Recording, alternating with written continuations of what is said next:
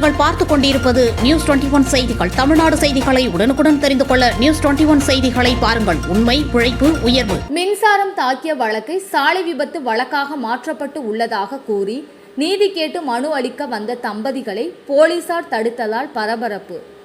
சட்டப்பணிகள் ஆணைக்குழு சார்பில் சட்ட உதவிகள் விழிப்புணர்வு நிகழ்ச்சி கடலூர் காவல் நலக்கூட்டத்தில் நடைபெற்றது.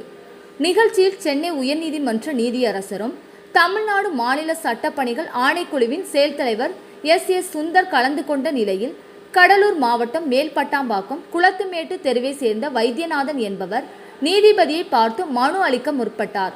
அப்போது காவல்துறையினர் வழக்கறிஞர்கள் தடுத்து நிறுத்தியதால் அங்கு பரபரப்பு ஏற்பட்டுள்ளது.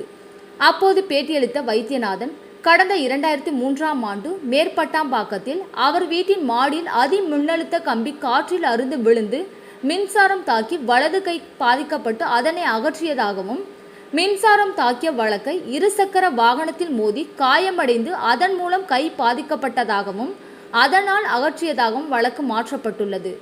இது தொடர்பாக 10 ஆண்டுகளுக்கு வழக்கு நடத்தப்பட்டு 7 லட்சம் நஷ்ட ஈடாக பெற்ற நிலையில் வழக்கு மாற்றப்பட்டது.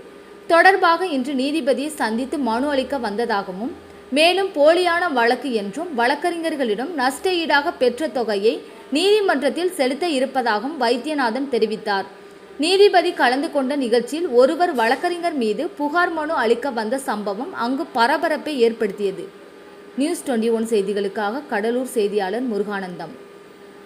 கள்ளக்குறிச்சி மாவட்டம் சின்னசேலத்தில் சிறுமலர் மேல்நிலைப்பள்ளி, இதயா நர்சரி பிரைமரி ஸ்கூல், சிறுமலர் தொடக்கப்பள்ளியில் தமிழ்நாடு அரசு வழங்கும் நலத்திட்டங்கள் அனைத்தும் மாணவ மாணவிகளுக்கு முழுமையாக வழங்கப்படும். 1ஆம் வகுப்பு முதல் 8ஆம் வகுப்பு வரை தமிழ் வழி கல்வி முற்றிலும் இலவசம்.